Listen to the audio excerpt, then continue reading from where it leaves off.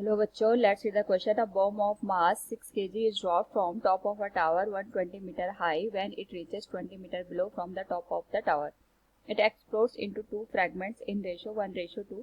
The heavier fragments move downwards with a speed of 40 meter per second. Then which of the following options is oblique are correct? Here we have given four options. A, distance between fragments when heavier fragment reaches to the ground is 120 meter. B, heavier fragment reaches to the ground in 4 seconds. C, velocity of lighter fragment when the heavier fragment reaches to the ground is 0.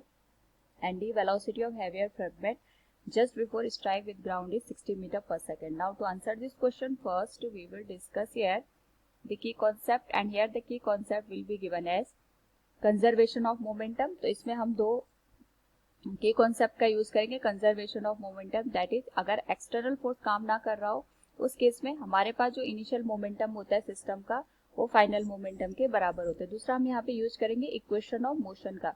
Equation of motion हम तब use करते हैं जब हमारे पास constant acceleration given होता है. Displacement, velocity, time, acceleration, इनके बीच में यहाँ पे रिलेशन स्टेब्लिश करने के लिए हम इक्वेशन ऑफ मोशन का यूज करते हैं. That is v equals u plus minus a into T. और जब हमारे पास यहाँ पे ग्रेविटेशन का हम कॉन्सेप्ट लेते हैं या फ्री फॉल का जब कॉन्सेप्ट लेते हैं एक्सीलरेशन को जी से रिप्लेस कर देते हैं. इसी तरीके से हम यूज करेंगे S equals U T plus minus half A T square और जी टी स्क्वायर. नेक्स्ट हम यूज करेंगे यहाँ पे V square equals U square plus minus 2as का या जी एच का. तो यहाँ पे क्वेश्चन के अकॉर्डिंग अगर हम ऑब्जर्व करें तो हमारे पास एक बॉम्ब है which is exploding into two fragment in ratio 1:2. तो सबसे पहले हम ये देखते हैं कि हमने इसको 120 मीटर की हाइट से यहाँ पे ड्रॉप किया. इस तरीके से हमने इसको यहाँ पे 120 मीटर की हाइट से ड्रॉप किया होगा. तो जब ड्रॉप किया होगा तो इसकी इनिशियल वेलोसिटी 0 रही होगी, लेकिन जैसे ही इसने यहाँ पे 20 मीटर की लेंथ को कवर किया उस टाइम पे ग्राउंड से इसकी जो लेंथ रही होगी वो 100 मीटर रही होगी. तो यहाँ पे ये एक्सप्लोड हो जाता है, दो पार्ट में एक्सप्लोड हो जाता है इन रेशो 1:2. यानी अभी ये 6 kg का था, अब जाके इसका जो मास है दो पार्ट में डिवाइड हो जाता है.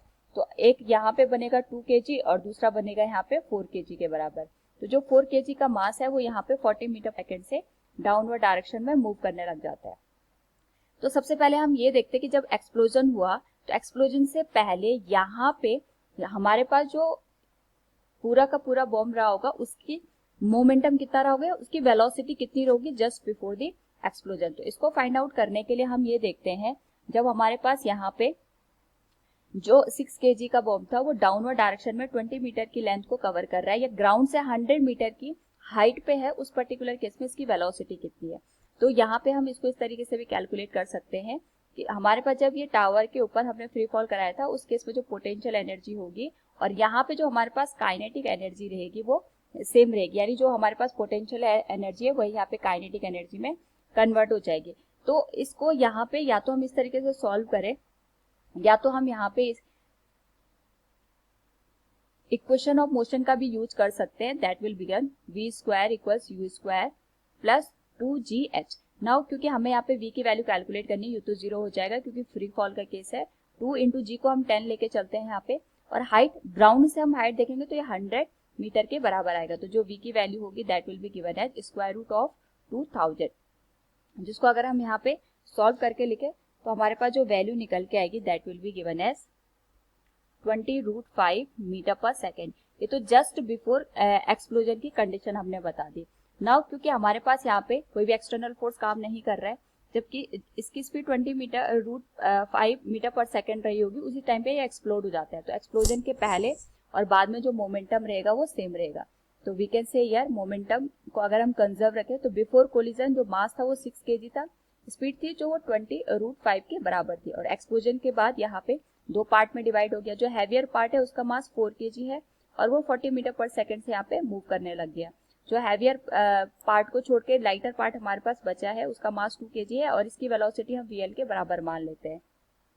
ना अगर हम इस होल वैल्यू को सॉल्व करें this will become 120 into √5 minus 160 and this will be equal to 2 into vl. यहाँ से अगर हम लाइटर जो हमारे पास मास है उसको वेलोसिटी कैलकुलेट करें तो हमारे पास जो इसकी वेलोसिटी होगी that will be given as 54.16 metre पर सेकेंड, जिसको हम अप्रोक्सीमेट 54 मीटर पर सेकेंड भी कंसिडर कर सकते हैं. यानी जो हमारे पास हैवियर मास है वो तो 40 मीटर पर सेकंड से चलने लग गया डाउनवर्ड डायरेक्शन में, और जो लाइटर मास है उसकी जो वेलोसिटी है that is 54 metre per second. Now यहाँ पे अगर हम एक एक करके ऑप्शंस को देखें तो फर्स्ट ऑप्शन में लिखा है distance between fragments when heavier fragment reaches to the ground is 120 metre, it will incorrect one. क्योंकि जब यहाँ पे हमारे पास टावर की हाइट ही 120 मीटर दे रखी है और 20 मीटर, और हम कह सकते हैं ग्राउंड से 100 मीटर पे ये एक्सप्लोड हुए हैं, तो इनके बीच की जो डिस्टेंस है वो 120 मीटर पॉसिबल नहीं है। जो हमारे पास ऑप्शन है ये इनकरेक्ट हो जाएगा। नेक्स्ट हमारे पास दे रखा है heavier fragment reaches to the ground in 4 second. Now अगर हम यहाँ पे बात करें कि हमारे पास जो हैवियर पार्ट था उसकी जो वेलोसिटी थी यहाँ पे ये 40 मीटर पर सेकंड थी। अब ये जब ये ग्राउंड पे पहुंचेगा तो इसको 100 मीटर को कवर करना है। तो 100 मीटर को कवर करने में ये कितना टाइम लेगा, अगर हम उसको कैलकुलेट करना चाहे तो सेकंड इक्वेशन ऑफ मोशन का भी यूज कर सकते हैं, या फिर हम पहले यहाँ पे ये देख लेते हैं कि ये ग्राउंड पे किस स्पीड के साथ पहुंचेगा। तो हैवियर जो हमारे पास यहाँ पे फ्रैगमेंट है उसकी जो वेलोसिटी ग्राउंड पे होगी हम उसको vh मान लेते हैं, that will be given as vh square equals initial velocity 40 है तो इसका स्क्वायर हो जाएगा प्लस 2 इंटू जी की वैल्यू आ जाएगी 10 और h की वैल्यू आ जाएगी यहाँ पे 100 के बराबर। तो हम यहाँ से वैल्यू मिलेगी 1600 प्लस 2000 और सॉल्व करने पे हमारे पास जो वैल्यू बनेगी that will be given as square root of 3600, it will be given as 60 metre पर सेकेंड।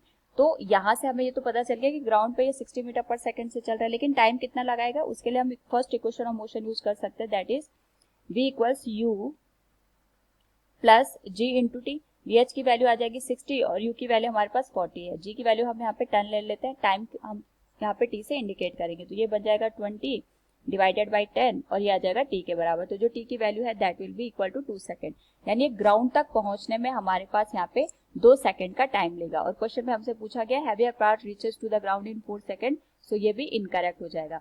अगर हम डीप ऑप्शन को देखते हैं, velocity of heavier fragment just before strike with ground is 60 metre per second, it is correct one. Now C option में हमारे पास देखा है velocity of lighter fragment when heavier fragment reaches to the ground is 0, it is incorrect one. क्योंकि जब ये हमारे पास यहाँ पे ग्राउंड पे पहुंचेगा हैवियर पार्ट, तो जो लाइटर पार्ट है वो भी डाउनवर्ड डायरेक्शन में मूव करेगा और उस पे भी हमारे पास ग्रेविटेशनल फोर्स एक्ट करेगा। तो यहाँ पे जब वो ब्रेक हुआ था उसी टाइम पे उसकी स्पीड यहाँ पे 54 मीटर पर सेकंड थी। अब जब ग्रेविटेशनल फोर्स पे डाउनवर्ड डायरेक्शन में एक्ट करेगा तो उसकी जो स्पीड होगी वो इनिशियल वैल्यू से बढ़ेगी। तो हम कहेंगे यहाँ पे कि हमारे पास ऑप्शन सी है ये भी इनकरेक्ट हो जाएगा। तो हमें करेक्ट ऑप्शन चाहिए था, so we can say from the given option D is the correct one. Hope you understood it. Thank you and best of luck.